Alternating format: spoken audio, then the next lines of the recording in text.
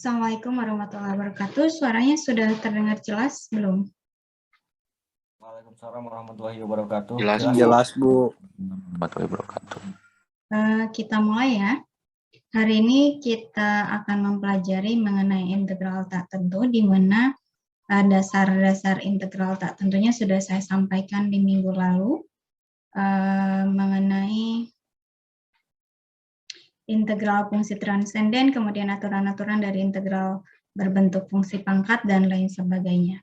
Nah, tadi sempat saya sampaikan sedikit sebagai gambaran saja video mengenai salah satu aplikasi dari materi-materi yang kita pelajari di kalkulus lanjut, salah satunya mengenai fungsi. Fungsi di mana tadi ada yang digunakan untuk membuat grafik secara digital di dalam komputer untuk membuat donat, di mana di sana dia harus menurunkan dari fungsi, ada integralnya ya, ada rotasi, kemudian ada diputar terhadap sumbu Y, diputar terhadap sumbu X, kemudian sudutnya, fungsi trigonometri, dan lain sebagainya. Semoga bisa ditangkap, itu salah satu aplikasinya. Jadi ketika kita ingin menggambarkan secara digital, ada beberapa hal yang harus diturunkan dari sebuah fungsi, dari sudutnya, dari fungsinya, kemudian dari rotasinya, dan lain sebagainya. Kemudian untuk video yang kedua, semoga juga bisa dipahami walaupun berbahasa Inggris. Itu adalah salah satu contoh bagaimana letak dari fungsi diekspresikan atau diturunkan menjadi sebuah bahasa pemrograman yang dieksekusi untuk membuat suatu aplikasi atau lain sebagainya. Nah, kali ini hari ini seperti yang tadi saya sebutkan, kita akan membahas mengenai integral tak tentu, mengenai fungsi eksponensial, dan nanti ada fungsi trigonometri. Jadi di minggu lalu sudah disebut bahwa ada fungsi transenden. Fungsi transenden itu ada fungsi logaritma natural, kemudian ada fungsi eksponensial, dan ada fungsi trigonometri. Nah, untuk fungsi logaritma itu sudah saya berikan melalui e-learning melalui PDF dan melalui videonya. Semoga sudah Anda selesaikan, Anda baca, dan Anda simak videonya. Kali ini kita bahas mengenai fungsi eksponensial. Fungsi eksponensial ini akan berkaitan dengan fungsi inverse dari fungsi logaritma yang sudah dipelajari minggu lalu. Jadi, fungsi eksponensial ini adalah fungsi inverse dari fungsi logaritma, di mana fungsi inverse ini dikenal juga sebagai fungsi balikan atau yang kita sebut sebagai pantulan di dalam cermin, atau foto yang diperoleh melalui mirror mode atau selfie, di mana mirrornya tidak diaktifkan. Jadi suatu fungsi f ini mengambil suatu nilai x di daerah asalnya D dan memadankannya dengan nilai tunggal y dari daerah R-nya. Nah, jika kita beruntung, kita dapat membalikan fungsi ini, jadi tidak semua fungsi memiliki fungsi inverse, karena nanti akan bergantung pada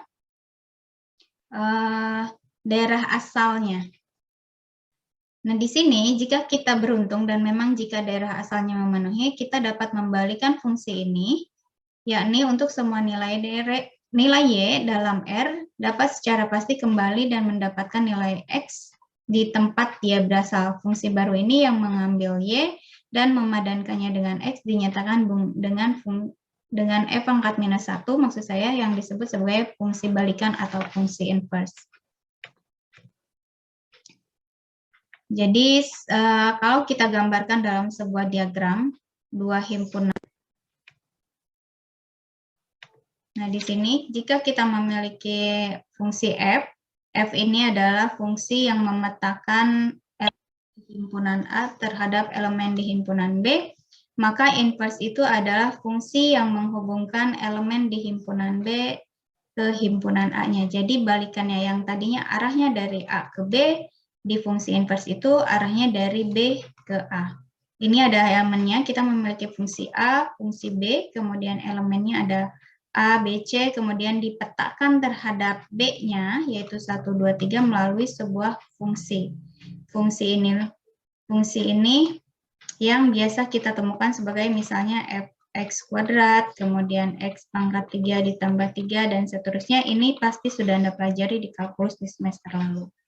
Nah, kita dapat membalikkan arah panahnya ini menjadi sebuah fungsi yang menghubungkan antara elemen di B ke elemen di A. Jadi tadi di sini adalah domain, awalnya domain, kemudian B ini adalah range.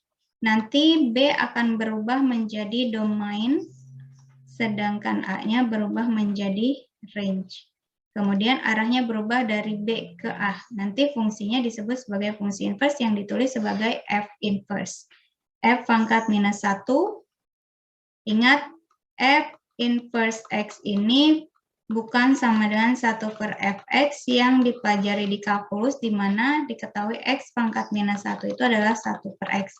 Jadi tidak berlaku hukum yang seperti ini, karena kita berbicara tentang fungsi inverse atau fungsi balikan, di mana yang dihubungkannya beralah baliknya saja. Jadi berubah di domain dan berubah di range-nya, bukan berubah di fungsi ininya.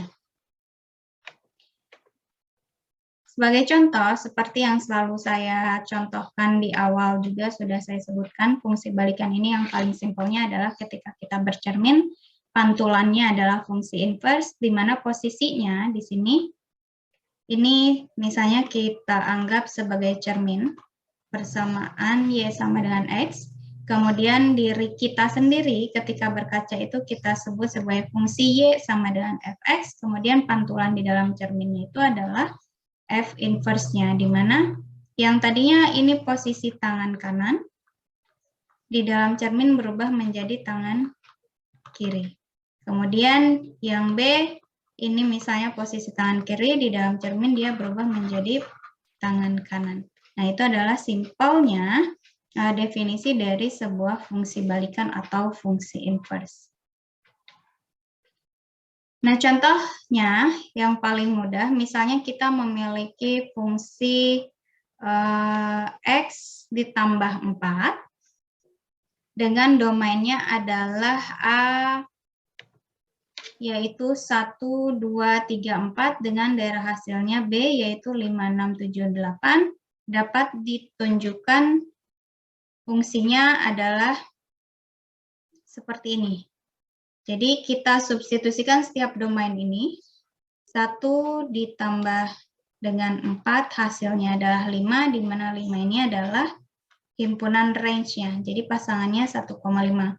Kemudian substitusikan juga titik asal 2 terhadap fungsinya, hasilnya adalah 6, ada di daerah range. Kemudian titik 3 substitusikan juga terhadap fungsinya, nanti diperoleh 3,7, 7 juga ada di himpunan range, dan titik 4 substitusikan, hasilnya adalah 4,8, ini adalah range-nya juga. Nah, fungsi ini kita bisa balikan dengan arahnya dari B ke A, yaitu disebut sebagai fungsi inverse, di mana daerah hasil B dihubungkan menjadi daerah asal untuk fungsi inverse-nya terhadap daerah hasil di domain A. Jadi kalau tadi ini adalah tambah, fungsi inverse-nya itu berbentuk X minus, tapi tidak selalu fungsi balikan yang tadinya Y ditambah 4, balikannya Y dikurangi 4, ini ada prosesnya. Bagaimana cara kita mencari sebuah fungsi inverse dari sebuah fungsi. Ini juga seharusnya sudah Anda pelajari di SMA atau SMK, sehingga apa yang akan saya sampaikan itu adalah mengingatkan kembali. Kemudian, lihat ini adalah fungsi inverse-nya, kita kembalikan. Jadi ini menjadi domain, yang disubstitusikan bukan lagi A, melainkan B-nya untuk fungsi inverse. 5 dikurangi dengan 4 itu adalah 1, kemudian 6 dikurangi dengan 4 adalah 2, kemudian 7 dikurangi 4 adalah 3, kemudian 8 dikurangi 4 adalah 4. Nah, tadi saya sebutkan bahwa pantulan di dalam cermin ketika kita bercermin itu posisinya yang tadinya kanan menjadi kiri, yang kiri menjadi kanan. Nah, perhatikan di sini 1 berubah posisinya, 1,5 berubah menjadi 5,1. Kemudian 2,6 berubah menjadi 6,2. Kemudian 3,7 berubah menjadi 7,3 dan 4,8 berubah menjadi 8,4. Sampai di sini ada pertanyaan?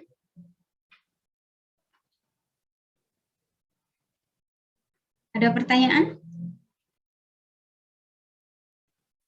Tidak, Bu. Oke, kita lanjutkan. Jadi kesimpulannya, seperti yang selalu saya sebutkan, kita memiliki domain F, di mana daerah asalnya itu kita tulis dalam bentuk X, kemudian X ini dipetakan melalui sebuah fungsi fx plus 4, di mana range-nya hasilnya itu adalah nilai dari fx-nya yang sudah disubstitusikan tadi yang ini. Nah, jadi domain F dipetakan terhadap fx, itu melalui fungsi X ditambah dengan 4. Nah, fungsi balikan itu berubah arah dari fx terhadap X-nya. Jadi, yang tadinya range dari fungsi F berubah menjadi domain dari fungsi inverse, dan yang tadinya domain dari fungsi F berubah menjadi range dari fungsi inverse atau daerah hasil dari fungsi inverse-nya. Paham ya? Kita lanjutkan. Tadi saya sebutkan bahwa tidak semua fungsi memiliki fungsi balikan. Contohnya adalah fungsi polinomial dengan derajat 2 atau fungsi pangkat seperti ini, X kuadrat. Karena kalau kita tuliskan atau kita gambarkan dalam sebuah grafik, dia nanti akan bentuknya seperti ini. Ingat kalau X kuadrat itu satu nilai di range itu akan memiliki dua domain. Contohnya domain untuk X minus 1 dan X sama dengan 1. Substitusikan ke dalam fungsi pangkatnya, minus 1 kuadrat itu adalah 1, kemudian 1 adalah 1 juga. Jadi satu range itu memiliki dua titik domain minus 1 dan 1. Sehingga untuk fungsi pangkat, jika daerah asalnya tidak dibatasi, dia tidak akan memiliki pantulan karena grafiknya akan berbentuk seperti ini. Jadi ini adalah 1, kemudian ini minus 1, hasil kuadratnya sama-sama menuju titik 1 di Y-nya. Ini sumbu X, kemudian ini sumbu Y. Nah, sehingga ketika kita ingin mencari sebuah fungsi balikan, pastikan bahwa dia adalah fungsinya monoton murni. Monoton murni itu adalah monoton yang grafiknya ke atas terus, seperti ini, menuju atas, atau grafiknya menurun ke bawah. Jadi tidak seperti ini. Sama seperti fungsi sin, cos, dan lain sebagainya. Sin, cos, dan lain sebagainya itu grafiknya dia dalam bentuk gelombang. Jadi kalau tidak dibatasi wilayahnya, pantulannya tidak akan atau dia tidak akan memiliki fungsi balikan. Jadi harus dibatasi misalnya daerahnya hanya sampai sini saja, nanti balikannya akan membentuk seperti apa. Kemudian contoh yang ini juga misalnya dibatasi dari 0 sampai dengan tangga, nanti akan diperoleh sebuah fungsi balikannya juga. Nah, untuk memperlihatkan bahwa sebuah fungsi memiliki fungsi balikan atau fungsi inverse, kita harus mencari turunannya karena harus membuktikan bahwa fungsi tersebut adalah fungsi yang monoton murni. Monoton murni itu bisa monoton turun atau monoton ke atas. Pada daerah asalnya, maka nanti kita harus mencari turunan dari fungsi fx-nya. Harusnya sudah dipelajari di kalkulusnya bagaimana cara kita mencari turunan dan mencari domain untuk turunan, membuktikan bahwa fungsi tersebut monoton naik atau monoton turun. Nah, contohnya di sini kita memiliki fungsi X pangkat 5 ditambah dengan 2X ditambah dengan 1, katanya perlihatkan bahwa fungsi ini memiliki fungsi balikan. Tadi syaratnya dia harus monoton murni, artinya kita harus cari turunan dari fungsi ini. Masih ingat ya, turunan X pangkat 5, turunannya adalah 5 dikalikan X, 5 dikurangi 1, yaitu 5X pangkat 4. Kemudian turunan dari 2X adalah 2 dikalikan X pangkat 1 dikurangi 1. Ini adalah pangkat 1. Jadi ini sebenarnya 2 kali 1, X dikalikan, dipangkatkan, maksud saya 1 dikurangi 1, itu adalah 2X pangkat 0, X pangkat 0 nilainya 1, nilainya adalah 2. Kemudian konstanta itu sama dengan X pangkat 0. Jadi 0 dikalikan 1, X pangkat 0 dikurangi 1, hasilnya adalah 0. Nah, sehingga turunan dari fx ini kita peroleh bahwa 5x pangkat 4 ditambah dengan 2. Nah, selanjutnya kita harus membuktikan bahwa fungsi ini adalah monoton naik atau monoton turun. Nah, di sini saya sebutkan bahwa turunan dari fungsi ini, dia nilainya akan selalu positif. Kenapa selalu positif? Perhatikan fungsi turunannya. Ini adalah 5x pangkat 4. Bentar, ditambah dengan, lihat ini adalah fungsi pangkat genap. Jadi berapapun nilai X di sini, mau negatif maupun positif, nilainya akan selalu positif ketika dipangkatkan dengan 4. Sehingga 5x pangkat 4 dengan X-nya berapapun anggota bilangan real, ingat bilangan real ya, anggota himpunan bilangan real itu adalah minus tak hingga sampai dengan positif tak hingga. Nah, artinya berapapun nilainya, ketika dipangkatkan genap, dia akan bernilai positif, ditambah lagi dengan nilai 2 yang bernilai positif. Artinya dia akan selalu bernilai lebih dari 0. Kenapa tidak dituliskan sama dengan 0? Karena di sini ada konstanta 2. Jadi kalau di sini X-nya bernilai 0, kita substitusikan ke dalam persamaannya, nilainya akan tetap lebih dari 0. 5 dikalikan 0 pangkat 4 ditambah dengan 2 itu adalah 0 ditambah 2, di mana 2 ini nilainya lebih dari 0. Artinya, fungsi ini merupakan fungsi monoton naik pada seluruh garis bilangan real, sehingga F akan memiliki fungsi balikan. Sampai di sini paham?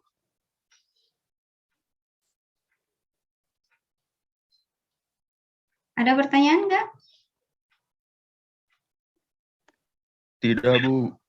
Oke, kita lanjutkan. Nah, cara mencari sebuah fungsi inverse ketika kita sudah memastikan bahwa fungsi tersebut memang memiliki sebuah fungsi balikan dengan daerah asalnya dapat didefinisikan. Langkah-langkahnya ini untuk mengingatkan kembali. Ada 3. Pertama, kita harus menyelesaikan persamaan Y sama dengan fx ini dalam bentuk Y. Jadi yang tadinya fx untuk X, kita lakukan penyelesaian dalam bentuk Y. Si fx-nya ini nanti kita rubah menjadi Y. Kemudian gunakan F pangkat minus 1Y untuk menamai ungkapan hasil dalam Y yang diperoleh pada langkah 1. Selanjutnya ganti Y dengan X untuk semua yang diperoleh pada langkah kedua. Nah, pertama contohnya adalah perlihatkan bahwa Y sama dengan fx, di mana fx-nya adalah X per 1 dikurangi X memiliki fungsi balikan dan carilah fungsi balikannya jika ada. Pertama tadi kita harus membuktikan bahwa fungsi ini adalah fungsi monoton murni. Monoton murni itu adalah monoton yang naik ke atas atau turun ke bawah.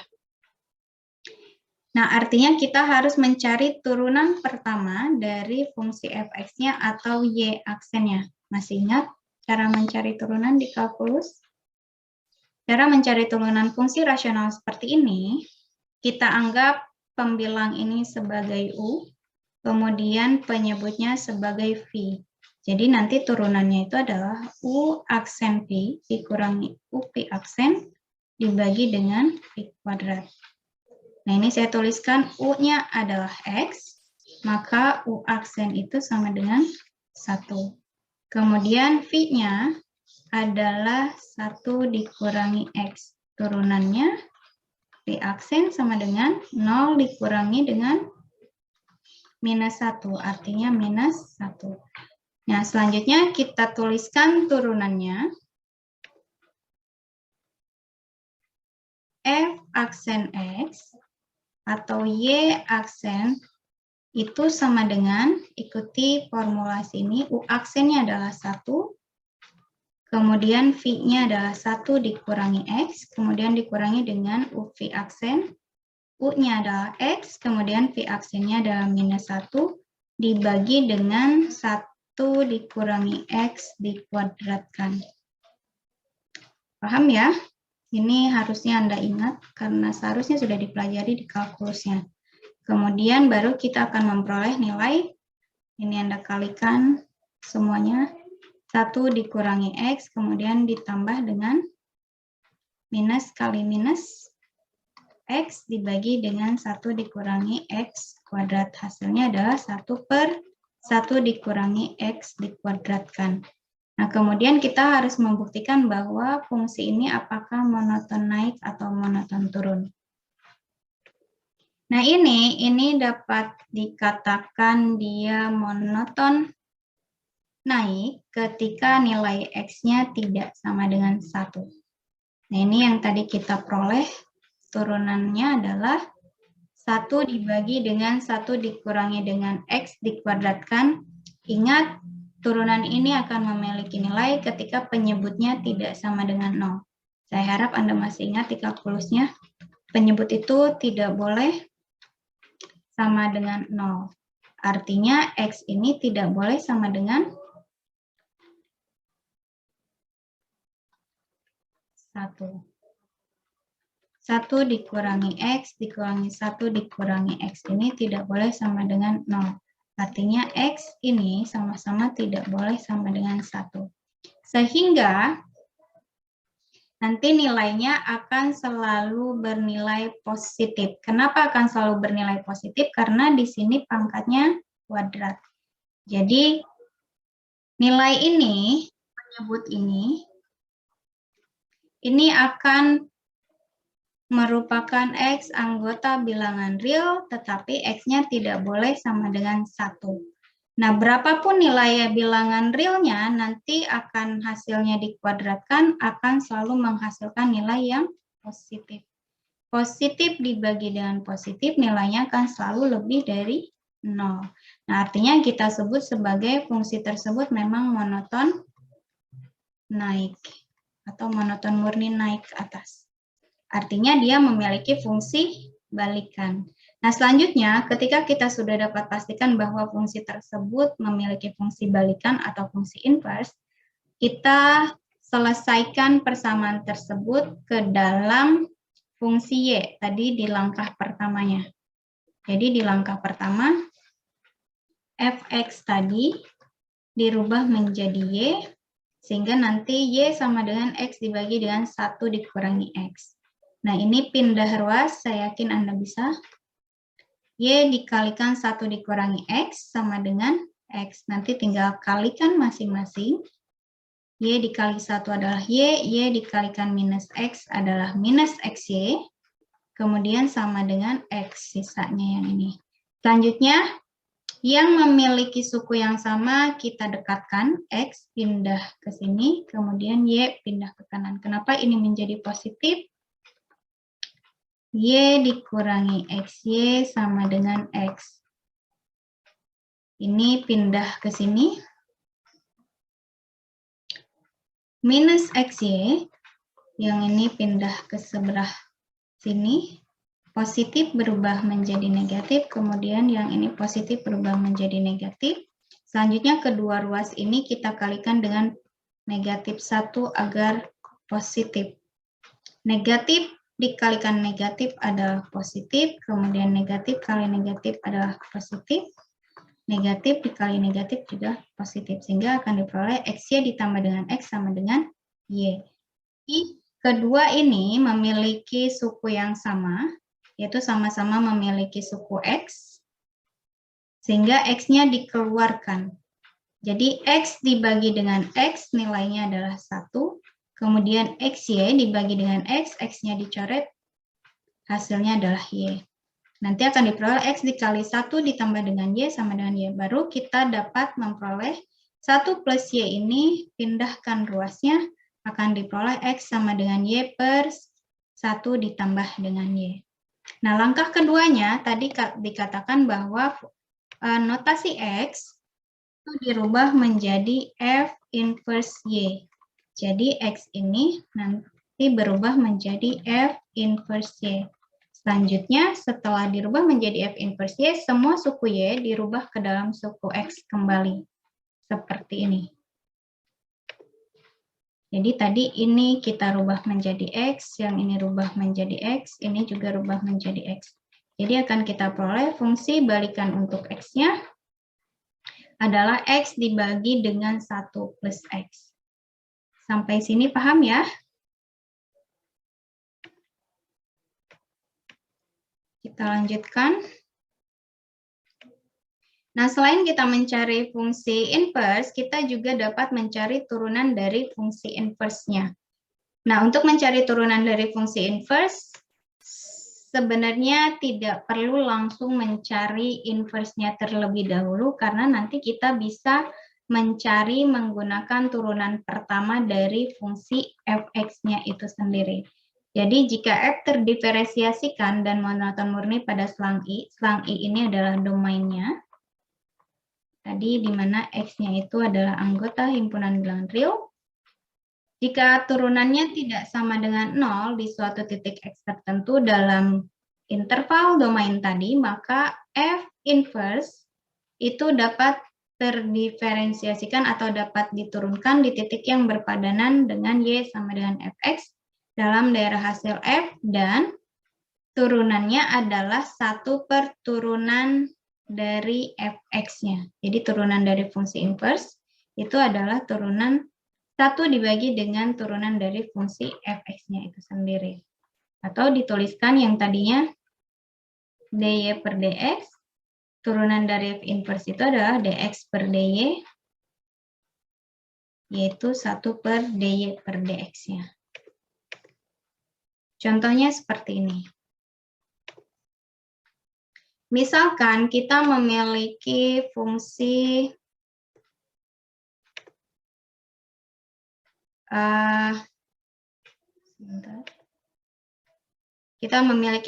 fx, yaitu x pangkat 5 ditambah dengan 2x ditambah dengan 1, diminta untuk mencari turunan dari fungsi inverse-nya di titik 4. Nah, walaupun kita dapat mencari f inverse, kita tidak perlu susah-susah mencari turunan dari inverse ini karena kita dapat mencarinya melalui formulasi tadi, yaitu 1 per F aksen X-nya. Nah, perhatikan di sini ini adalah inverse, sehingga 4 ini adalah Y-nya, bukan X-nya. Jadi kita harus mencari nilai X yang memenuhi, di mana nilai hasilnya itu adalah 4. Paham maksudnya? Jadi kalau F4 ini artinya X. Tapi kalau F inverse 4 ini adalah Y. Ingat, tadi inverse itu fungsi balikan dari Y terhadap X, sedangkan Fx dari X terhadap Y. Nah, artinya Y ini sama dengan 4, kita harus mencari nilai X-nya. Jadi X pangkat 5 ditambah dengan 2X ditambah dengan 1 itu nilainya harus sama dengan 4. Berapa nilai X di sini yang memenuhi nilai fungsinya sama dengan 4? Ini sudah pasti 1 pangkat 5 ditambah 2 kali 1 ditambah dengan 1 itu sama dengan 4. Jadi kita peroleh pasangannya, pasangan titiknya itu adalah X, Y-nya adalah 1,4. Jadi bukan 4,1. Paham ya? Kalau 4,1 ini adalah titik baliknya atau yang tadi pantulan kita di dalam cerminnya. Nah, kemudian selanjutnya ketika kita sudah memperoleh titik X, Y-nya yaitu 1,4, kita harus mencari turunannya, turunan dari fungsi X pangkat 5 ditambah dengan 2X ditambah dengan 1. Tadi sudah saya jelaskan di awal, hasilnya adalah 5X pangkat 4 ditambah dengan 2.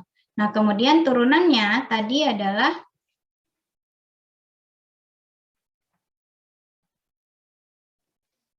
1 per F aksen X di sini.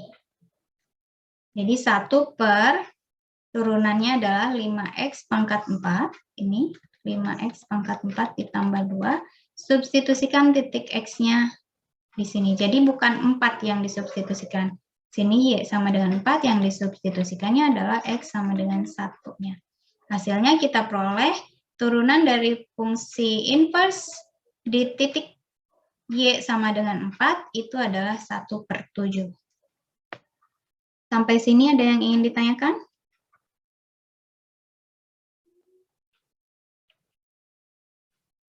Tidak ada?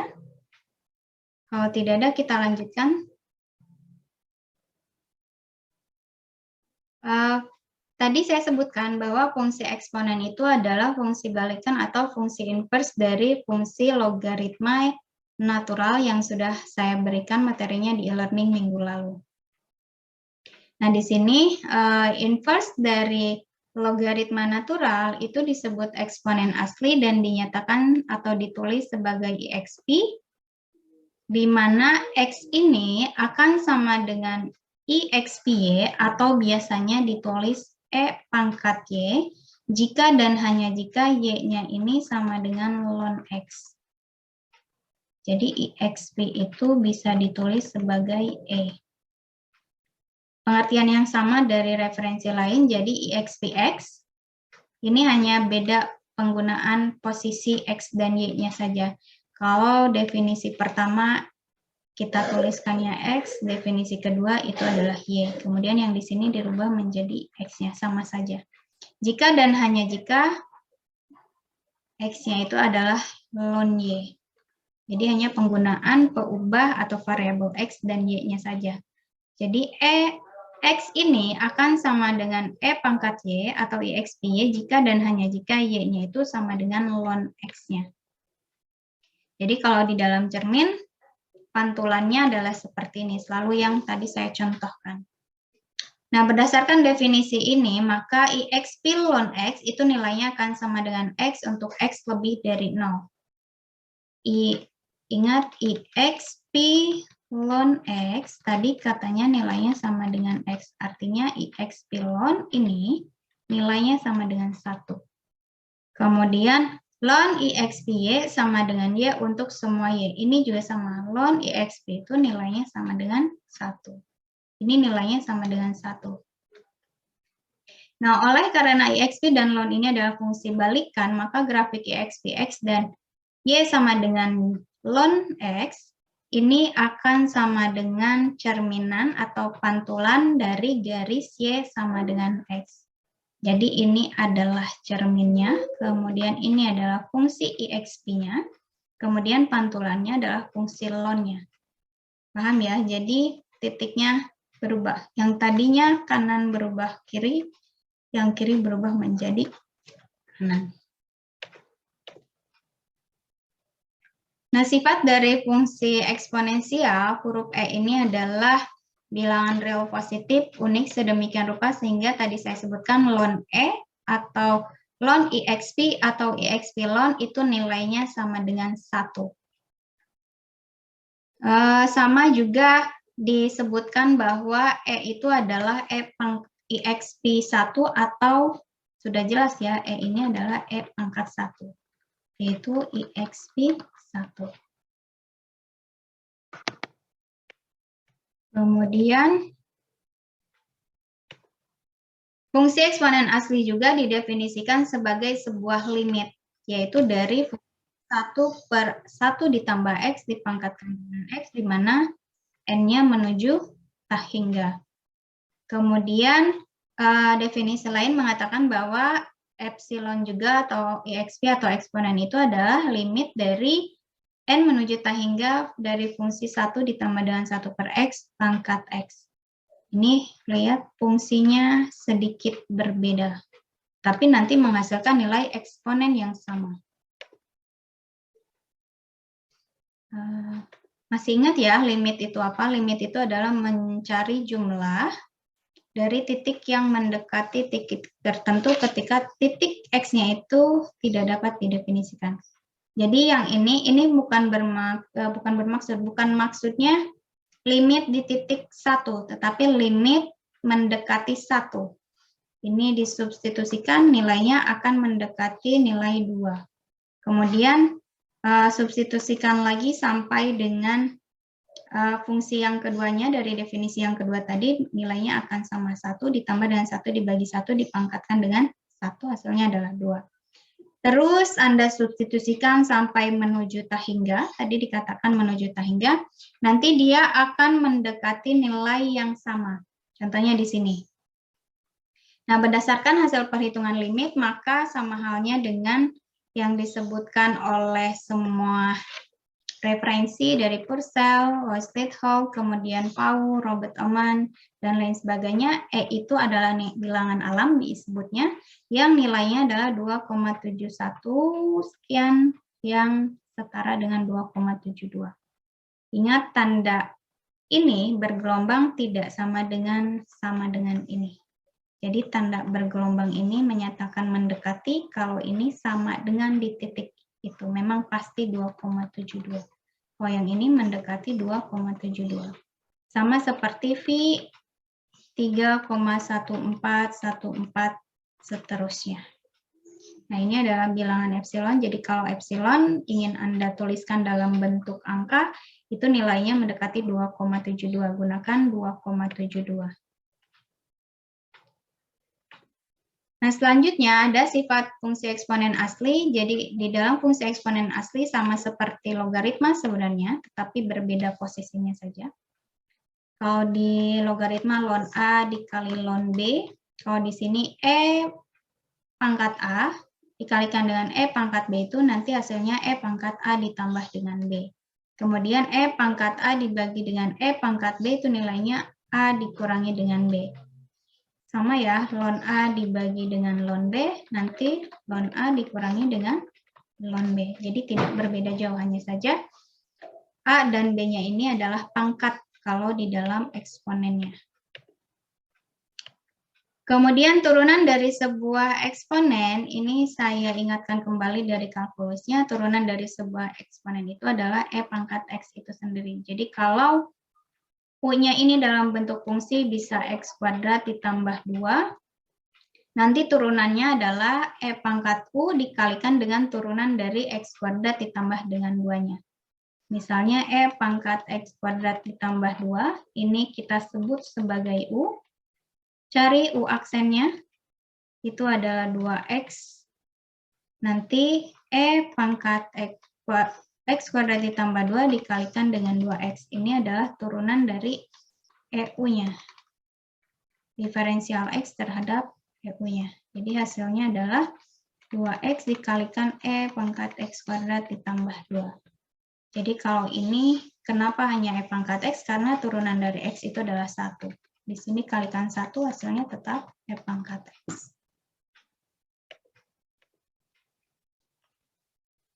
Kemudian contohnya, yang tadi juga sudah saya berikan contoh salah satunya. Kita memiliki fungsi akar pangkat 2X, kemudian diminta cari turunannya, artinya akar pangkat 2X ini kita anggap sebagai U. Itu akar pangkat 2 dari X. Atau U ini sama dengan X pangkat 1/2. Ingat ya, akar pangkat ini artinya pangkat 1/2. Kalau di sini 3 berarti 1/3 dan seterusnya. Cari turunannya U aksen setengah dari X, 1 dikurangi dengan setengah. Setengah dikurangi 1 maksud saya.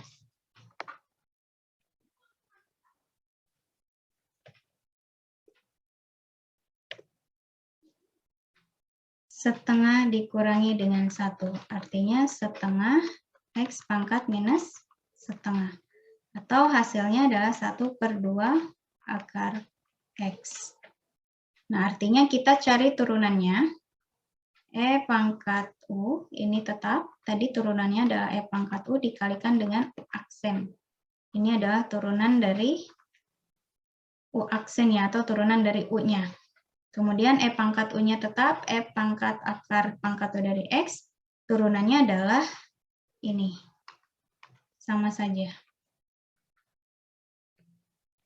Nanti akan diperoleh E pangkat akar X dibagi dengan 2 kali akar X. Ada pertanyaan sampai sini?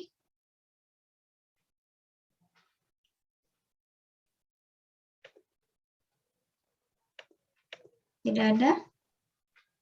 Kita lanjutkan, ini contoh yang keduanya. Bukan, Bu. Oke. Ini sama, kita anggap sebagai U. X kuadrat ln X. Cari turunannya. Ingat turunan dari U kali V di kalkulus. U aksen V ditambah dengan U V aksen. Jadi kembalikan lagi. Ini U utama, yang ini U dari X kuadrat ln X-nya. U sama dengan X kuadrat, kemudian U V aksen ya, dikalikan U aksen V. Sama saja sebenarnya.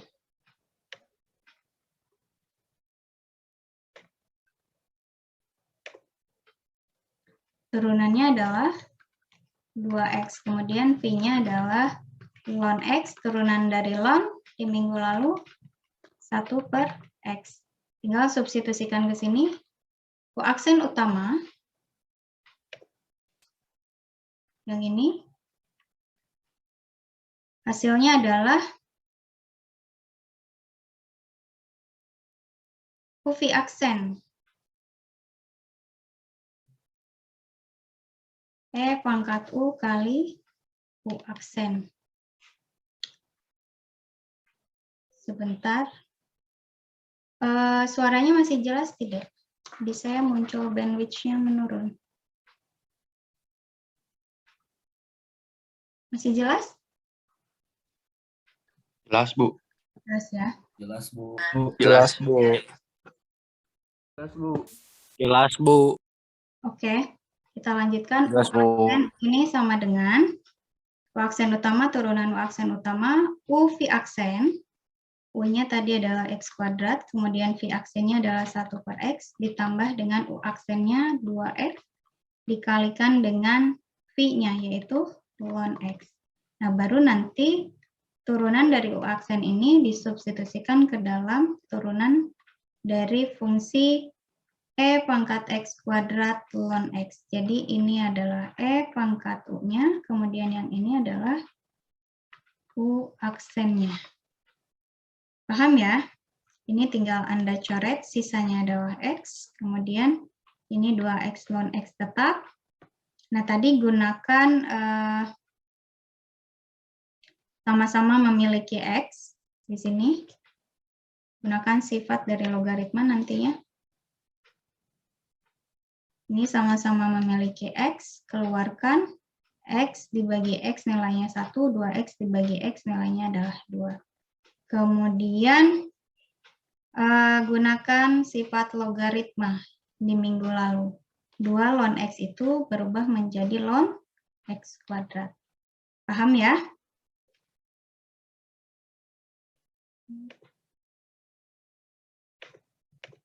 Kita lanjutkan.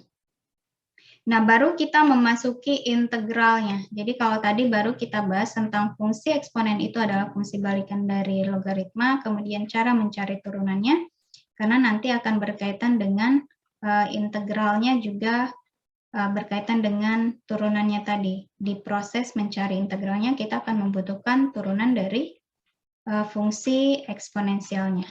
Jadi integral dari sebuah fungsi eksponen itu akan menjadi fungsi eksponen itu sendiri ditambah dengan C, kecuali kalau dia dalam fungsi yang tadi kita kerjakan, U-nya itu dalam X kuadrat ditambah 2, dan seterusnya. Nanti dia harus dirubah dalam bentuk DU. DU ini nanti dirubah dari DX-nya. Contohnya seperti ini. Integral dari E pangkat minus 4X dx, U-nya adalah minus 4X, kemudian cari turunan DU per DX. DU per DX-nya, yang ini, turunannya adalah minus 4. Masih ingat di kalkulus ya, notasi dari turunan itu bukan hanya aksen, tetapi ada notasi Leibniz, yaitu DY per DX, kemudian DT per DX, dan seterusnya. Nah, di sini fungsinya U ini diturunkan terhadap X, sehingga tulisannya adalah DU per DX minus 4. Kemudian pindahkan ruasnya ke sini, dia akan memperoleh nilai DU sama dengan minus 4 DX. Jadi DU ini berapa DX? Si minus 4-nya dipindahkan ke sini. Yang tadinya kali berubah menjadi pecahan. Minus 1/4 DU itu adalah DX. Baru nanti kita substitusikan yang ini berubah menjadi integral E pangkat U DX ini nilainya minus 1/4 DU. Minus 1/4 DU. Di dalam sifat konstanta yang dipelajari minggu lalu, ini bisa dikeluarkan minus 1/4 integral dari E pangkat U DU. Karena sama-sama sukunya sudah sama, artinya tinggal substitusikan saja E pangkat U ditambah dengan C. U-nya ini kembalikan ke fungsi asalnya yaitu minus 4X. Jadi nanti ini dirubah menjadi minus 4X. Sampai sini paham ya? Ini yang tadi saya jelaskan, jadi si DX-nya dirubah dulu menjadi DU, kemudian 4X ini dirubah menjadi U, nanti konstanta ini menggunakan sifat konstanta di dalam integral yang disampaikan minggu lalu, bisa dikeluarkan, kemudian diperoleh satu kesatuan E pangkat U DU, ini sukunya sudah sama sehingga tinggal diperoleh persamaan ini. U-nya kembalikan lagi ke X, baru hasil integralnya adalah minus 1/4 E pangkat minus 4X ditambah dengan C.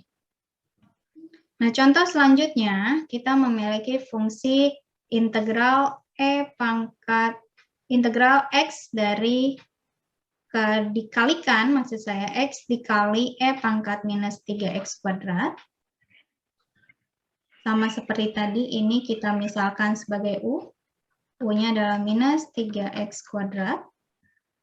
Jadi kita memiliki DU per DX-nya adalah minus 6X. Ini pindahkan ruasnya. Nanti akan diperoleh DU itu minus 6X DX. Nah, perhatikan di dalam fungsinya kita memiliki X dx ini. Sehingga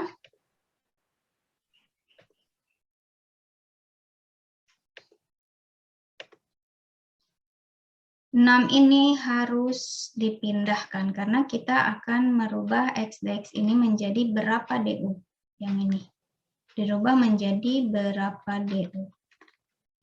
Nah, artinya dipindahkan ruasnya minus 6 berubah menjadi minus 1/6 DU, itu nilainya sama dengan X dx. Baru kita substitusikan ke dalam integralnya.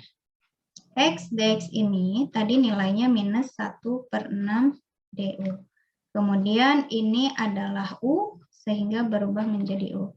Setelah itu sama seperti biasa, ini sudah sama sukunya minus 1/6 dikeluarkan, kemudian integral dari E pangkat U DU, nilainya E pangkat U ditambah dengan C itu sendiri, U-nya kembalikan menjadi fungsi X.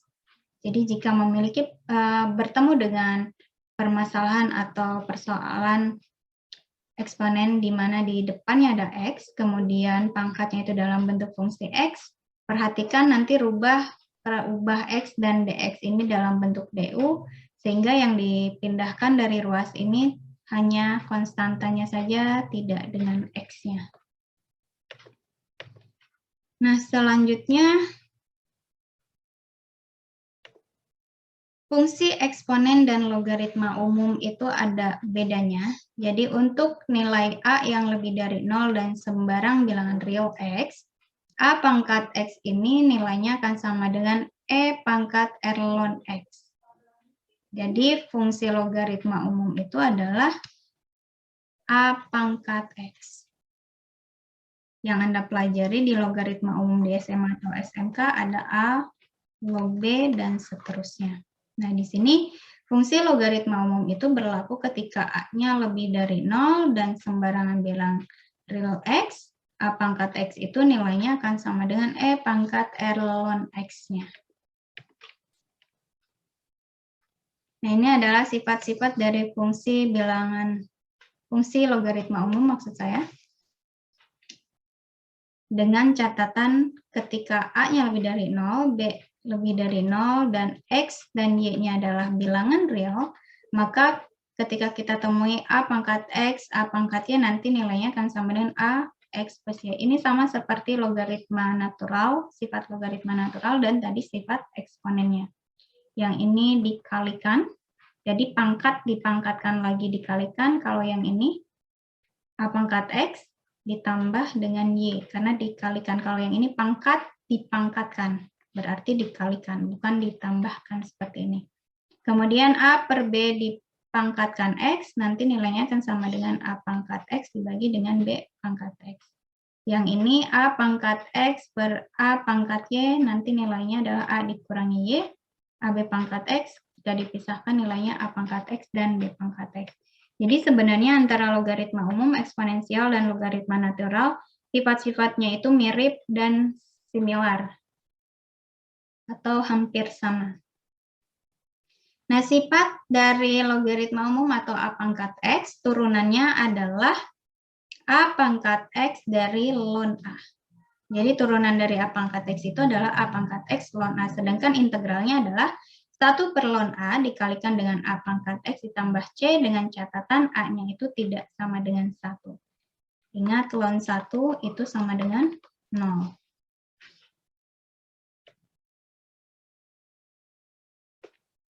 Dan penyebut itu tidak boleh sama dengan 0. Nah, contohnya di sini kita memiliki fungsi 3 pangkat akar X. Akar X-nya itu kita anggap sebagai U, seperti biasa. X pangkat setengah, cari turunannya. U aksen artinya setengah dikalikan X pangkat 1 dikurangi setengah.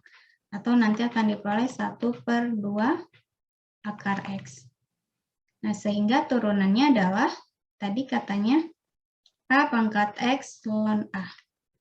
Jadi ini tetap A pangkat X, kemudian ln 3, yang ini, dari fungsi ini, selanjutnya dikalikan dengan turunan U aksennya, yaitu setengah dari X pangkat minus setengah. Sehingga nanti akan diperoleh 3 pangkat akar X, dikalikan ln 3 dibagi dengan 2 akar X. Sampai sini paham ya? Ada pertanyaan?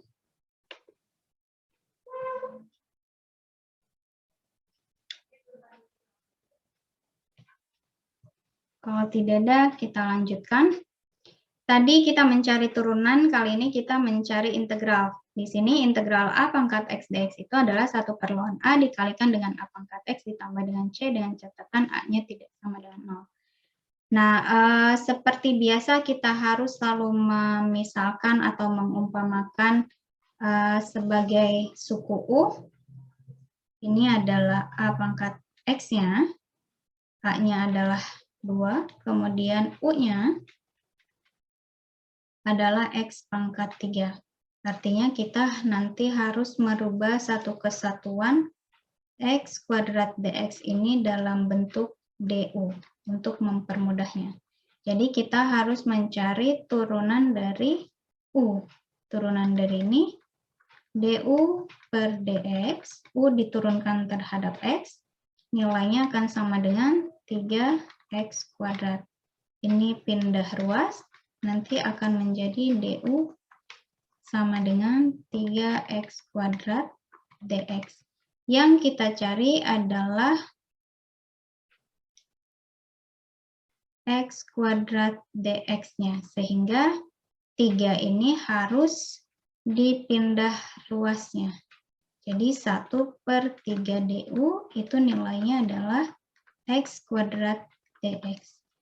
Nah, baru kita tuliskan integralnya.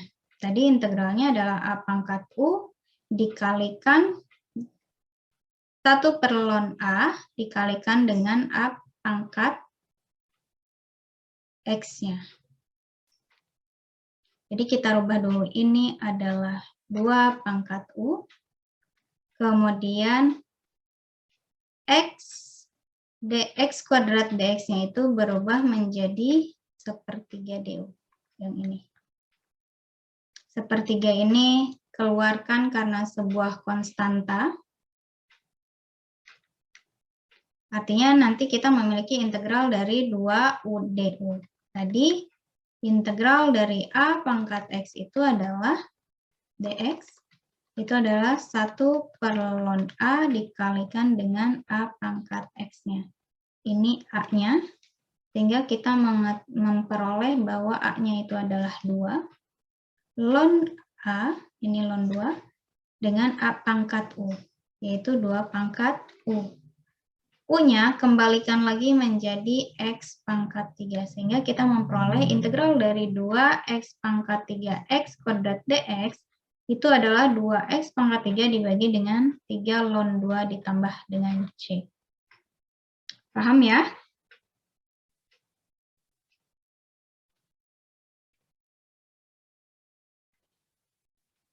Nah, selanjutnya fungsi logaritma dengan basis A. Jadi ketika kita memiliki nilai A yang berada dalam interval 0 sampai dengan 1, maka fungsi logaritma umum ini, A pangkat X-nya itu akan berubah menjadi fungsi menurun. Tapi ketika A-nya lebih dari 0, fx ini akan menjadi fungsi naik.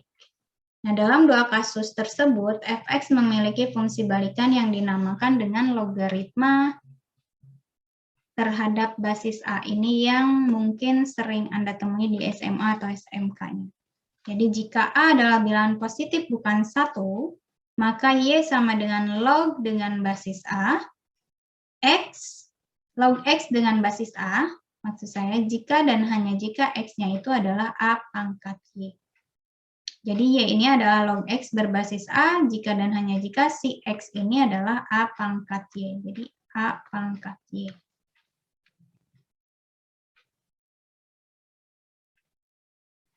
Nah, ingat kembali bahwa tadi logaritma natural itu basisnya adalah E, yang nilainya 2,72. Kemudian perhatikan bahwa log adalah fungsi inverse dari E pangkat X, sehingga lambang lain untuk logaritma natural adalah log X berbasis E, yaitu ln X. Nah, jika Y-nya adalah log X berbasis A, artinya si X nilainya akan sama dengan A pangkat Y. Sehingga ln X itu sama dengan Y ln A. Nah, artinya kita memiliki persamaan bahwa log X berbasis A itu nilainya akan sama dengan ln X dibagi dengan ln A. Yang ini. Berdasarkan ini dan ini. Nah, sehingga turunan dari log X berbasis A ini nilainya akan sama dengan 1 per X ln A. Turunan dari logaritma berbasis A. Contohnya adalah seperti ini. Jika Y adalah log X pangkat 4 ditambah dengan 13 dengan basis 10, carilah turunan dari dy per dx-nya, atau carilah turunan dari y-nya. Nah, tadi disebutkan seperti biasa, yang ini kita misalkan sebagai U, kemudian cari berdasarkan aturan rantai dalam notasi Leibniz yang Anda pelajari di kalkulusnya. dy per dx itu adalah turunan berantai, jadi dy diturunkan dulu terhadap U, kemudian si du diturunkan terhadap dx. Paham ya? Jadi Y itu berubah menjadi log U berbasis A. Yang ini, di mana U-nya itu adalah X pangkat 4 ditambah dengan 13. Sehingga ini, si Y ini kita turunkan dulu terhadap U, kemudian dikalikan dengan U diturunkan terhadap X. Nah, ini yang disebut sebagai aturan rantai dalam notasi Leibniz di diferensial yang seharusnya sudah Anda kuasai di kalkulusnya. Nah, artinya kita harus cari turunan dari log U berbasis A. Tadi log U berbasis A di dalam formulasinya nilainya adalah 1 per U ln 10. Di sini basisnya adalah 10. Jadi A di sini adalah 10. Kemudian U-nya adalah X pangkat 4 ditambah dengan 3. Sehingga turunan dari log U berbasis 10 itu adalah 1 per U dikalikan dengan ln 10. Selanjutnya kita cari turunan DU per DX-nya. Turunan dari U aksennya, yaitu 4X pangkat 3 ditambah dengan 0, yaitu 4X pangkat 3. Kemudian dikalikan ke sini, dan U-nya dirubah menjadi fungsi X-nya kembali. Paham ya? Ada pertanyaan tidak? Kelas ini pendiam atau memang sudah paham? Ada pertanyaan? Nggak ada, Bu. Oke. Ada, Tidak, Bu. Bu. Kita lanjutkan ya. Fungsi A pangkat X ini harus dapat Anda bedakan fungsi eksponen dan fungsi pangkat. A pangkat X, X pangkat A, dan X pangkat X. Fungsi eksponen itu konstantanya yang di bawah, pangkatnya adalah X. Tapi kalau fungsi pangkat, X-nya yang di bawah, konstantanya yang di atas, yang selalu kita temui. Tadi dari awal itu adalah fungsi pangkat, X kuadrat ditambah 2X dan seterusnya. Kalau ini adalah fungsi eksponen, basisnya adalah A. Kemudian X-nya adalah pangkatnya. Nah, kemudian turunan dari masing-masingnya juga harus dapat dibedakan. Kalau turunan dari fungsi eksponen, kita harus mencari turunan dari A pangkat X. Itu adalah A pangkat X ln A. Sedangkan turunan dari pangkat yang sudah Anda pelajari di kalkulusnya, itu adalah A dikalikan X pangkat A minus 1-nya. Konstanta yang di sini disimpan, kemudian dikurangi dengan 1. Jadi harus dibedakan ya antara fungsi eksponen dan fungsi pangkatnya. Kemudian integral dari fungsi eksponen dan fungsi pangkat. Kalau di fungsi eksponen itu hasilnya dalam bentuk ln, sedangkan di dalam fungsi pangkat hasilnya adalah 1 per A plus 1 dikalikan X pangkat A plus 1. Nah, selanjutnya ada juga fungsi X pangkat X. Jadi berbeda dengan fungsi pangkat dan fungsi eksponen.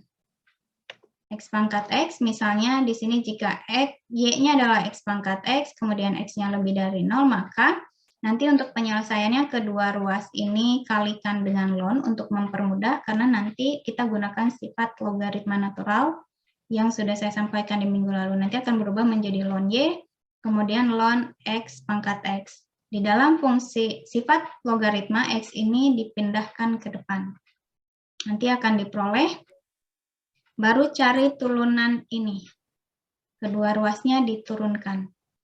Yang ini gunakan turunan dari ln adalah 1 per Y, kemudian turunan dari Y-nya itu sendiri. Ingat, ini diferensialnya terhadap X, sehingga harus ada turunan Y terhadap X-nya. Kemudian yang ini turunkan terhadap X juga. Nanti sama seperti yang tadi dicontoh, U V aksen ditambah dengan U aksen P untuk turunan dari yang ini. Hasil akhirnya akan diperoleh bahwa turunan Y terhadap X itu adalah X pangkat X dikalikan 1 per ln X-nya. Nah, ini adalah turunan dari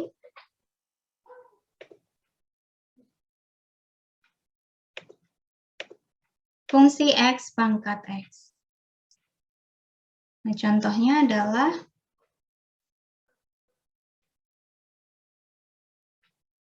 ini gabungan dari fungsi eksponen dan fungsi pangkat. Ini fungsi eksponen, yang ini adalah fungsi pangkat. Katanya cari integralnya. Untuk memudahkannya, kita harus memisalkan U di sini.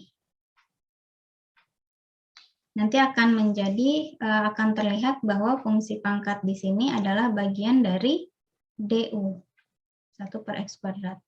Jadi U itu adalah 1 per X, DU per DX-nya, ini akan sama dengan X pangkat minus 1, turunannya adalah minus 1 dikalikan X pangkat minus 1 dikurangi 1. DU per DX ini sama dengan X minus X pangkat minus 2. Atau DU per DX nilainya sama dengan minus dari X kuadrat. Ini pindahkan ruasnya. Jadi DU sama dengan minus dari 1 per X kuadrat DX. Yang kita cari adalah 1 per X kuadrat DX-nya.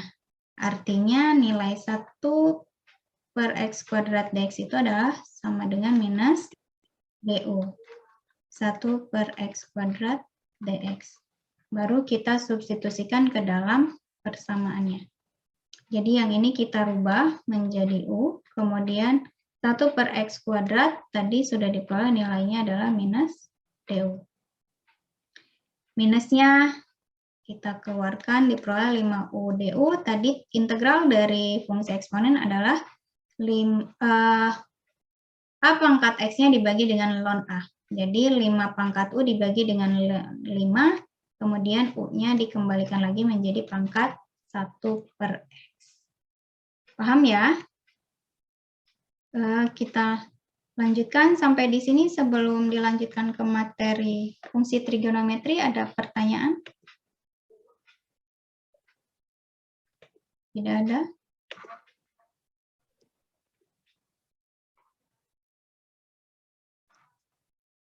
Kalau tidak ada, ini adalah fungsi transenden ketiga. Jadi minggu lalu dibahas logaritma. Kemudian barusan kita bahas eksponen. Yang terakhir adalah fungsi transendennya mengenai fungsi trigonometri. Jadi kembali lagi persoalannya mengingatkan lagi, trigonometri itu ada sinus, kemudian ada kosinus, ada tangen, kotangen, sekan, dan kosekan. Kalau tadi yang sempat melihat video dalam pembuatan grafik donat ya secara digital, itu dia menurunkan persamaan-persamaan dari trigonometri juga yang melibatkan sudut untuk posisi rotasinya, supaya dia berbentuk cincinnya itu nanti akan berubah menjadi sebuah donat yang tadi dapat Anda lihat. Nah, fungsi balikan dari trigonometri itu disebut sebagai arkes. Ini juga pasti sudah Anda pelajari di SMA atau SMK. Nah, untuk memperoleh fungsi balikan dari sinus dan kosinus, tadi di awal saya sebutkan fungsi balikan. Sebuah fungsi itu tidak selalu memiliki fungsi balikan karena daerah asalnya harus dibatasi.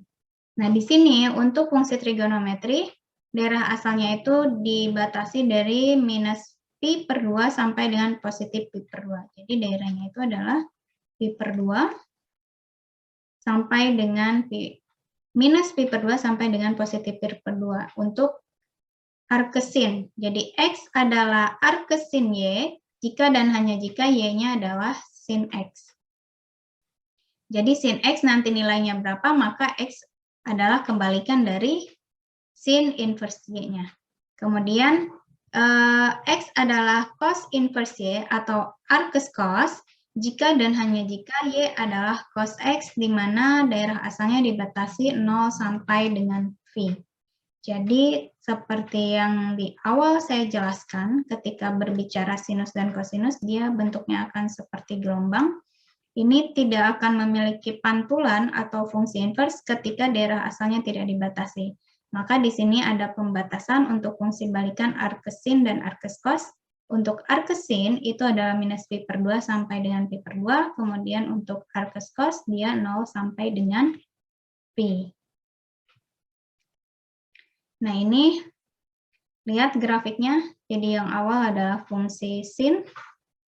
Yang ini minus pi per 2 sampai dengan pi per 2, daerah asalnya, X-nya. Kemudian balikannya,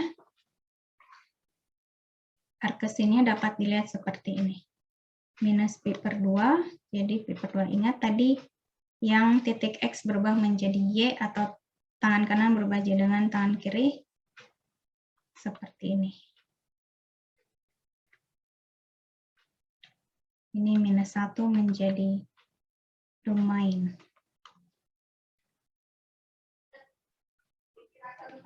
Kemudian untuk fungsi balikan dari cos, itu tadi dibatasi dari 0 sampai dengan pi. Ini titik domainnya 0 sampai dengan pi. Kemudian fungsi balikannya lihat berubah menjadi 0 Y-nya sampai dengan pi. Kemudian titik ininya minus 1 sampai dengan 1 range-nya.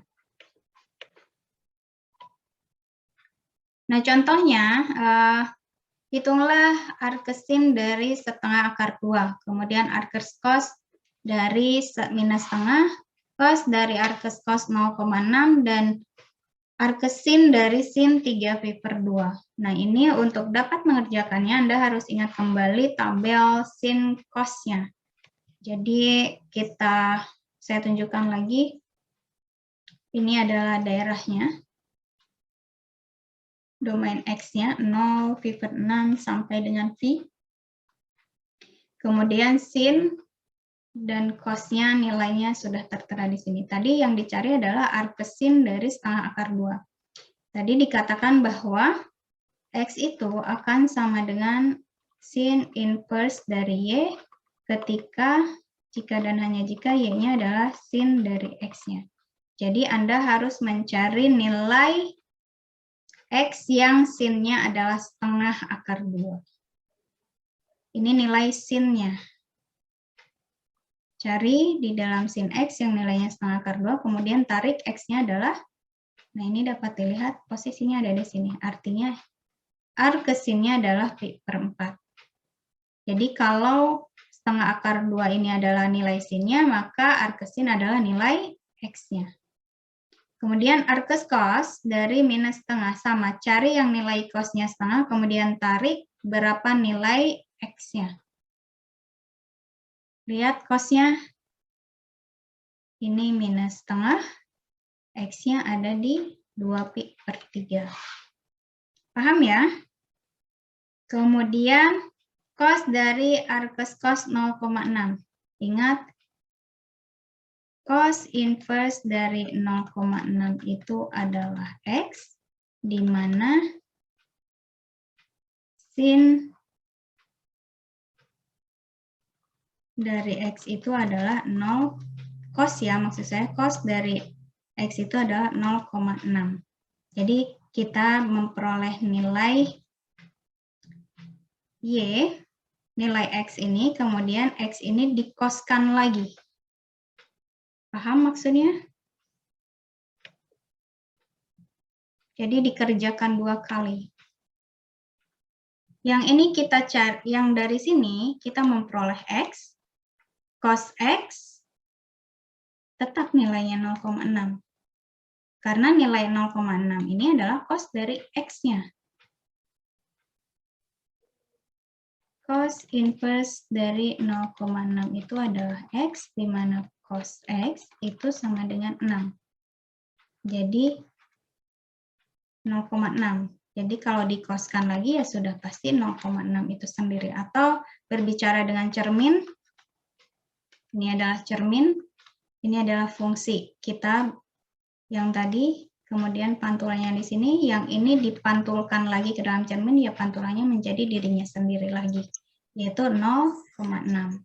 Kemudian arcsin dari sin 3π/2. Jadi Anda harus cari dulu sin 3π/2 berapa. Sin 3π/2. Nilainya minus π/2 katanya.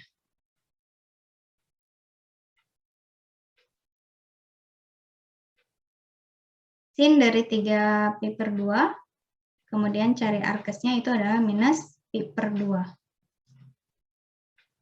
Ada yang bisa jawab?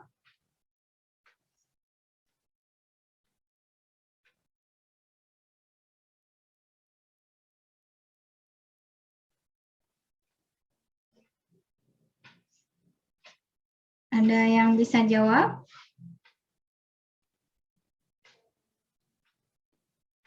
Ingat tadi untuk sin itu dibatasi wilayahnya minus π/2 sampai dengan π/2.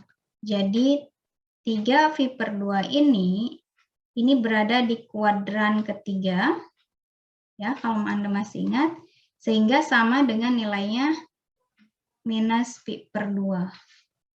Dengan nilai sin dari minus π/2.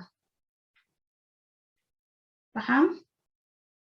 Nilai sin dari minus π/2 adalah minus 1, kemudian dicari lagi arcsinnya yaitu minus π/2-nya lagi. Jadi kalau berbicara 3π/2 di sini, Anda kembalikan lagi ke daerah asalnya yang tadi saya jelaskan, untuk X-nya itu minus pi per 2 sampai dengan positif pi per 2-nya. Oke, kita lanjutkan. Ini adalah fungsi balikan trigonometri. Tadi ada arcsin dan arccos. Sekarang ada fungsi inverse dari tangen dan dari sekan. Jadi sama seperti tadi, X ini adalah tangen inverse dari Y ketika Y-nya adalah tangen X, di mana wilayahnya sama seperti sin minus pi per 2 sampai dengan pi per 2. Kemudian secant inverse, X ini adalah secant inverse Y, jika dan hanya jika Y-nya sama dengan secant X, dan X-nya itu adalah 0 sampai dengan pi, dan X-nya tidak boleh sama dengan pi per 2. Karena secant X itu adalah 1 per cos X, sehingga tidak boleh sama dengan pi per 2. Secant inverse Y itu adalah cos inverse dari 1 per Y. Masih ingat ya, tangen itu adalah sin per cos, secant adalah 1 per cos. Nah, selanjutnya diminta juga dicari sebagai contoh tangen inverse dari 1, tangen inverse dari minus akar 3, dan seterusnya. Ini tetap masih menggunakan tabel sin dan cos-nya. Ingat, tangen itu adalah sin per cos, sehingga untuk mencari nilai tangen inverse dari 1 harus mencari nilai sin X dibagi cos X-nya adalah 1. Dapat dilihat, yang ini dibagi dengan ini nilainya sama dengan 1, sehingga tangen inverse-nya adalah pi per 4. Kemudian tangen inverse dari minus akar 3 harus dicari yang sin X per cos X-nya menghasilkan nilai minus akar 3.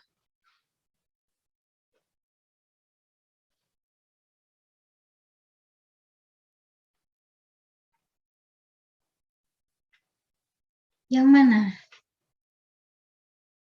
Hasilnya adalah minus pi per 3. Yang ini nilainya adalah akar 3. Yang dicari adalah minus, berarti ini adalah minus. Kenapa bukan yang 2 pi per 3? Karena tadi dibatasi wilayahnya, minus pi per 2 sampai dengan positif pi per 2. Kalau 2 pi per 3 itu melebihi pi per 2. Kemudian tangen inverse dari tangen 5,236, ini gunakan kalkulator, cari tangannya ini, kemudian cari tangen inverse-nya, nanti dihasilkan minus 1 per sekian. Minus 1, sekian. Kemudian secant inverse dari minus 1, cari yang 1 per cos-nya,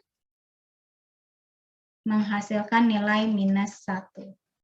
Atau cos inverse-nya 1 dibagi dengan minus 1 atau minus 1 yang tadi saya sebutkan. Jadi 1 per cos-nya itu menghasilkan nilai minus 1. Cos inverse-nya adalah 1 per minus 1. Hasilnya adalah ini. 1 per minus 1 adalah minus 1. Jadi hasilnya adalah V. Kemudian secant inverse. Secant inverse dari 2, cari yang 1 per cos X-nya itu sama dengan 2. Paham ya?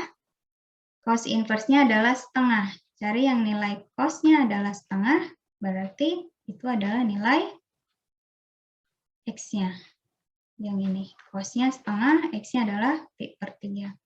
Nah, selanjutnya secant inverse dari minus 1,32, cari yang 1 per cos X-nya adalah minus 1,32 atau cos inverse-nya adalah 1 per minus 1,32. Ini gunakan kalkulator, nanti akan diperoleh nilainya 2,43 sekian. Paham ya? Jadi gunakan tabelnya, jangan dilupakan. Nah, ini nanti akan bermanfaat ketika kita melakukan atau mengerjakan atau mencari penyelesaian dari integral ya dari fungsi trigonometri. Nah, sin dari cos inverse X maksud saya atau arcus cos X nilainya akan sama dengan akar pangkat 2 dari 1 dikurangi X. Kemudian cos dari sin inverse X atau arcus sin X itu nilainya akar dari 1 minus X kuadrat juga. Kemudian sec kan dari tangan inverse X nilainya akar pangkat 2 dari 1 plus X kuadrat, kemudian tangan dari secant inverse X-nya adalah akar pangkat 2 dari X kuadrat dikurangi 1 dan seterusnya. Jadi ini adalah fungsi-fungsi yang nanti dibutuhkan ketika kita mungkin menyelesaikan sebuah persoalan integral dari fungsi trigonometri. Nah, selanjutnya contohnya adalah hitunglah sin dari 2 cos inverse 2/3. Jadi ingat lagi sifat di dalam trigonometri yang dapat di SMA atau SMK. Sin 2 theta itu adalah 2 sin theta dikalikan cos theta. Tetanya di sini adalah satu kesatuan ini. Ini adalah theta, dianggapnya sebagai theta. Jadi sin 2 theta adalah sin 2 cos inverse 2/3, sehingga tetanya cos inverse 2/3-nya. Jadi sin 2 theta di sini adalah 2 sin theta dikalikan cos theta. 2-nya di depan, sin dari theta, tetanya adalah cos inverse 2/3, kemudian cos dari theta, tetanya adalah cos inverse 2/3.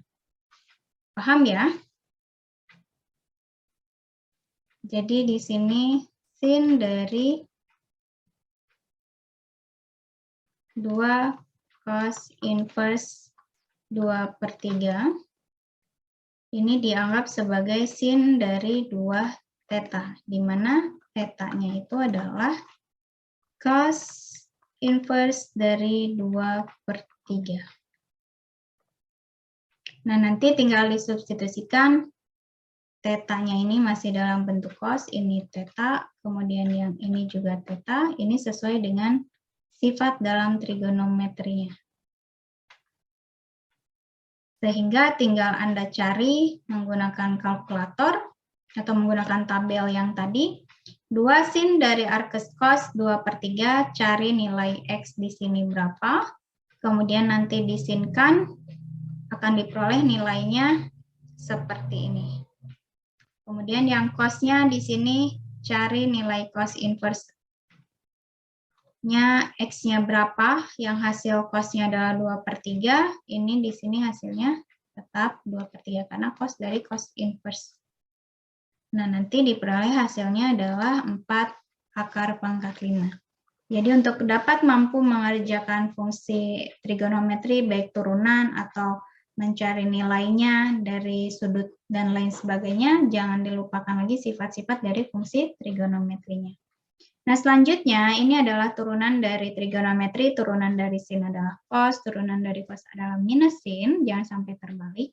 Kemudian sampai dengan yang terakhir, turunan dari kosekan X itu adalah minus kosekan X dikalikan dengan tangan X-nya. Nah, kemudian turunan dari fungsi balikan atau fungsi inverse trigonometri, turunan dari arkes sin X, nilainya atau fungsinya dapat dilihat di sini, yaitu 1 per akar pangkat 2, 1 dikurangi X kuadrat, di mana X-nya itu berada dalam interval minus 1 sampai dengan 1, sampai dengan turunan dari secant inverse-nya, 1 dibagi dengan nilai mutlak X, dikalikan dengan akar pangkat 2X kuadrat dikurangi 1, di mana nilai mutlaknya itu harus lebih besar dari 1. Nah, ini contohnya. Sebagai contoh, carilah turunan dari arkes sin 3X dikurangi 1. Tadi turunan dari sin ini adalah 1 per akar dari 1 dikurangi X kuadrat. Berarti ini adalah satu kesatuannya. Di mana di dalam persoalan kita, X-nya ini dalam bentuk fungsi, yaitu 3X dikurangi 1. Sehingga ini saya tuliskan sebagai sin inverse Y, di mana Y-nya ini adalah Y sama dengan 3X dikurangi dengan 1. Artinya yang ini nanti akan diperoleh turunannya 1 per akar dari 1 dikurangi dengan Y kuadrat. Kemudian cari turunan ini. Y aksennya adalah 3. kalikan, ini sama ya, jadi berubah menjadi turunan berantai lagi, 1 per akar dari 1 dikurangi Y kuadratnya, Y-nya rubah ke dalam fungsi X-nya. 3X dikurangi 1 dikuadratkan, dikalikan dengan 3. Nanti akan diperoleh nilai seperti ini. Jadi sekali lagi, kalau Anda temui persamaan di dalam sin, di dalam cosnya berbentuk fungsi lagi seperti ini, maka turunannya juga harus dikalikan dengan turunan dari fungsi itu sendiri. Kenapa tadi di dalam formulasi standar bakunya itu tidak dituliskan sebagai X aksennya, karena memang turunan dari X itu sama dengan 1. Yang tadi saya jelaskan di awal, ini X sama dengan 1 itu, turunannya X itu adalah X pangkat 1, turunannya adalah 1 dikalikan X, 1 dikurangi 1, yaitu 1 dikalikan X pangkat 0, di mana X pangkat 0-nya itu adalah sama dengan 1. Nah, nanti tinggal Anda lakukan perkalian, saya yakin ini Anda bisa karena sudah lulus dari kalkulusnya, jadi tidak saya jelaskan lagi. Tinggal Anda kalikan masing-masing. Seperti ini akan diperoleh persamaan polinomial 9x kuadrat dikurangi 6x ditambah dengan 1. Nanti tinggal disederhanakan, akan diperoleh hasilnya 3 per akar dari 9x kuadrat ditambah dengan 6. Nah, selanjutnya baru kita masuk ke dalam integralnya. Jadi yang panjang tadi adalah masih pengantar karena nanti dibutuhkan dalam proses mengintegralkan sebuah fungsi balikan dari trigonometri. Nah, ini integral dari 1 per akar dari 1 minus x kuadrat itu adalah sin inverse atau arcsin x ditambah dengan c, kemudian integral dari 1 per 1 ditambah x kuadrat dx itu adalah tangen inverse x ditambah dengan c, kemudian integral dari 1 per x dikalikan dengan x kuadrat dikurangi 1 itu adalah secant inverse dari nilai mutlak x ditambah dengan sebuah konstanta. Nah, contohnya di sini seseorang berdiri di puncak sebuah bukit tegak kira-kira 200 kaki. Jadi kita ada orang di sini berdiri, tingginya adalah 200 kaki ya, bukan 220. 200 kaki, kemudian di atas sebuah bukit, di atas sebuah danau, dia berdiri di bukit melihat danau, dia mengamati bahwa ada perahu bermotor, perahunya ada di sini, ini adalah perahunya, ini adalah danau, dia lurus menjauhi bukit, menjauhi itu maju ke depan sini, dengan laju perubahan 25 kaki tiap detik. Nah, yang ditanyakan adalah berapa laju perubahan sudut penglihatan theta apabila perahu berada pada jarak 150 kaki dari kaki bukit tersebut. Nah, artinya kita harus mencari sudut penglihatan si orang ini. Jadi tadi orang berdiri di sebuah bukit, tingginya 200 kaki, kemudian dia mengamati ada perahu melaju dengan kecepatan 25 kaki per detik. Yang ditanyakan adalah laju perubahan sudut penglihatannya, yaitu theta-nya. Di mana theta ini adalah arkes dari tangan, atau tangan inverse maksud saya, bukan arkes untuk tangan ya. Apabila perahu berada pada jarak 150 kali. 150 kaki maksud saya. Jadi ini jaraknya si X-nya ini adalah 150 kaki. Jadi kita harus mencari fungsi balikan dari tangannya. Ini sudut ini kita anggap sebagai cermin, kemudian ini adalah tangan, artinya balikannya adalah di sini. Sehingga yang kita cari adalah bukan arkes ya, saya lupa kalau tangan itu tidak disebut sebagai arkes. Tangan adalah tangan inverse. Jadi kita mencari sudut penglihatan dari fungsi balikan tangannya. Sehingga theta ini, theta yang di sini, itu adalah tangan inverse dari, ingat ya, tangan itu adalah sin. Di dalam Pitagoras apa? Masih ingat di dalam Pitagoras tangan?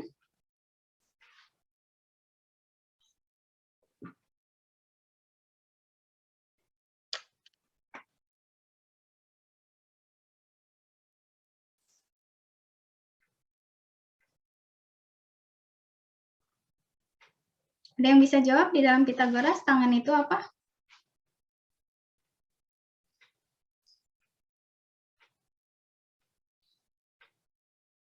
Sudah belajar kan di kalkulus atau matematika di SMA atau SMK-nya?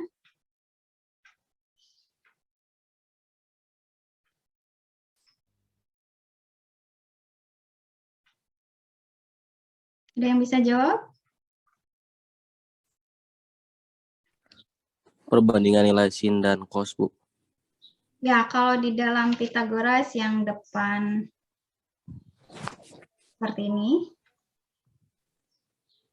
theta, atau ini theta, depan dibagi samping, samping dibagi depan, dan lain sebagainya. Kalau tangan itu apa? Depan per samping, Bu. Ya, depan samping. Paham ya? Untuk tangan itu depan dibagi samping. Jadi tangan theta itu adalah X atau 150 dibagi 200. Tapi kita carinya adalah, yang kita cari adalah sudut theta ini. X-nya tadi sudah diketahui 150, sehingga di sini masih ditulis sebagai X. Ini tangan theta, yang kita cari adalah tangan inverse, sehingga kebalikannya. 200 per X. Paham ya? Selanjutnya kita cari laju perubahannya menggunakan turunan. Jadi kita cari turunan dari theta ini, di mana fungsi theta-nya itu adalah tangan inverse dari 200 per X. Ini d theta dibagi dengan dt, kemudian d theta diturunkan terhadap dx, dx-nya diturunkan terhadap dt. Nah, ini Anda cari turunannya. D theta terhadap X dikalikan dengan dx per dt. Turunan dari tangan inverse 200 per X. Tadi turunan dari tangan inverse adalah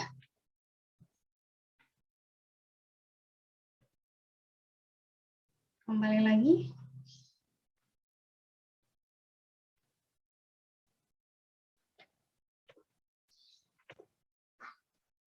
Yang ini. Tadi kita memiliki persoalan bahwa theta-nya itu adalah tangan inverse dari 200 per X. Kita harus mencari turunan dari tangan inverse ini, atau turunan dari theta. D theta per dx. Nah, perhatikan tangan inverse-nya ini satu kesatuan fungsi. 200 per X, sehingga yang ini harus dikalikan dengan turunan dari 200 per X-nya. Jadi 1 dibagi dengan 1 ditambah dengan 200 per X dikalikan dengan turunan dari 200 per X-nya. Paham ya? Jadi kenapa tadi muncul 1 dibagi dengan 1 plus 200 per X, kemudian dicari turunan dari 200 per X-nya, karena X di sini turunannya adalah 1. Sehingga kita harus mencari turunan dari fungsi satu kesatuan 200 per X-nya. Nah, turunan dari 200 per X-nya itu adalah minus 200 per X. Nah, yang kita cari itu adalah sudut perubahan.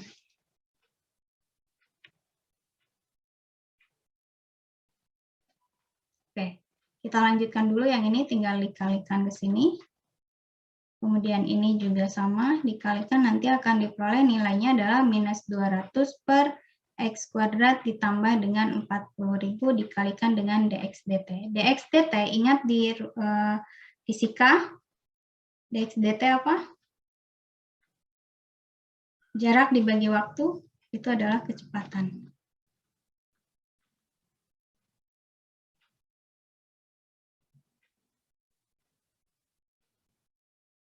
Paham ya? Jadi laju perubahan penglihatan orang itu adalah turunan dari sudutnya atau pantulan atau cerminan atau inverse dari tangannya dikalikan dengan kecepatannya. Kecepatannya tadi 25 sehingga nanti akan diperoleh sudut perubahan penglihatannya itu adalah tinggal disubstitusikan 150 ke X kuadrat, kemudian kecepatannya disubstitusikan di sini 25, hasilnya adalah 0,08. Jadi laju perubahan sudut penglihatannya itu adalah minus 0,08 derajat. Sampai di sini paham? Ini adalah contoh persoalan penggunaan dari turunan sebuah fungsi balikan dari trigonometri. Nanti untuk integral trigonometrinya akan lebih dijelaskan di pertemuan selanjutnya. Karena nanti akan lebih dibahas lebih lanjut di teknik integral, ada teknik integral substitusi, kemudian ada teknik integral parsial, karena di dalam trigonometri yang tadi saya sebutkan, kita harus mengingat sifat-sifat trigonometri yang dulu sudah dipelajari di SMA atau SMK, atau mungkin juga sudah dipelajari kembali di kalkulusnya di semester lalu. Ada pertanyaan sampai sini? Tidak, Bu. Tidak ada? Kalau tidak ada, Tidak. pertemuan hari ini mungkin sampai di sini. Jangan lupa minggu depan itu jadwal kuis, jadi tidak ada Zoom maupun PTM. Kuisnya diselenggarakan secara online. Nanti kuisnya kemungkinannya ada 2 dalam bentuk jawabannya ditulis tangan. Kalau ditulis tangan nanti yang dikumpulkannya adalah bentuk foto, dari bentuk foto atau dalam bentuk PDF. Dari handphone sudah bisa scan ya, sekarang banyak aplikasi untuk scan dokumen. Kemudian atau dalam bentuk pilihan ganda yang dikerjakan langsung secara online di e-learning. Nah, untuk pilihan ganda, yang harus Anda ingat adalah pastikan internetnya stabil, kemudian jangan dibuka soalnya sampai dengan Anda siap mengerjakan, karena hanya ada 1 kali kesempatan. Nanti kuisnya bisa dikerjakan pagi, siang, malam, dalam waktu mingguan, aktivitas mingguan seperti kehadiran, tetapi waktu pengerjaannya yang dibatasi. Jadi kalau misalnya hari ini sudah bisa diakses, Anda buka tapi tidak mengerjakan, nanti Anda tidak bisa mengikuti lagi kuis. Itu otomatis yang terekam adalah, ya karena memang tidak mengerjakan, nilainya adalah 0. Jadi jangan sampai seperti itu. Jangan buka soal hanya karena penasaran, tetapi Anda tidak siap, terlanjur buka soal tetapi tidak dikerjakan, itu otomatis nilai yang terekam 0, karena memang Anda tidak memberikan jawaban dan itu dianggap salah oleh sistem. Paham ya? Paham, Bu. Baik, Bu. Kalau tidak ada lagi, tidak ada pertanyaan ini, kelas ini? Tidak, Bu. Kalau tidak ada, saya akhiri pertemuan hari ini. Semoga selalu semoga selalu diberikan kesehatan. Wassalamualaikum warahmatullahi wabarakatuh. Makasih, Bu. Waalaikumsalam warahmatullahi wabarakatuh. Waalaikumsalam warahmatullahi wabarakatuh. Waalaikumsalam warahmatullahi